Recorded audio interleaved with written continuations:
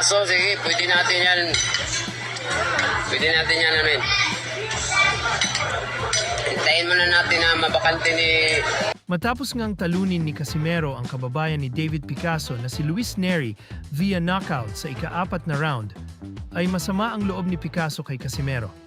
Tila sinagot na nga ni Casimero ang mga pinagsasabi ni Picasso tungkol sa kanya. Kahapon lang kasi, mga buddy, pagkatapos mapanood ni Picasso ang ginawang pagdurog ni Casimero sa kanyang kababayan, ay tila nayabangan ito kay Casimero at tinawag niya itong walang respeto. Pero sinagot na nga ni Casimero si Picasso. Wika ni Casimero, mahina daw si Picasso at easy work lang daw ito sa kanya. Sino? Picasso, kina-call out ka daw. Champion ba siya?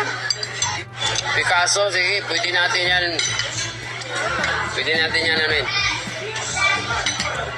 Hintayin muna natin na mabakante ni Naoya yung lahat ng belt para mamili tayo kung anong belt yung gusto nating lalabanin. Basta next fight, big fight, championship.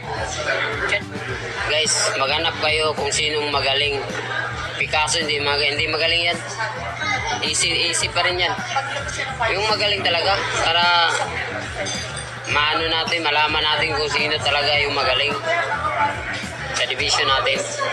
Samantala naman, mga buddy, matapos ngang maglabas ng prediction ng boxing analyst na si JM Siasat at si Ed Tolentino sa laban ni Casimero noong nakaraan, ay tila suntok sa buwan ang nangyari sa kanilang mga pahayag.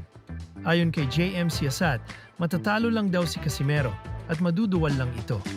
Sa pahayag naman ni Ed Tolentino, mas malakas daw manuntok si Neri kaysa kay Casimero at wala daw itong game plan, kaya matatalo lang daw ito. Sino sa tingin mo mas malakas sumuntok sa kanila ni Casimero? Punch per punch. I have a feeling na Neri probably hits harder. I don't know. Neri hits harder. Kasi si Neri, yung kanyang punching power, nadala na niya sa mas mabigat na timbang eh. Ano naman yung isang ginawa kay Naoya Inoue.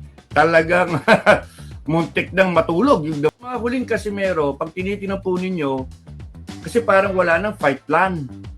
Parang papasok na lang doon, wala eh. Walang fight plan, kahit leche plan wala eh.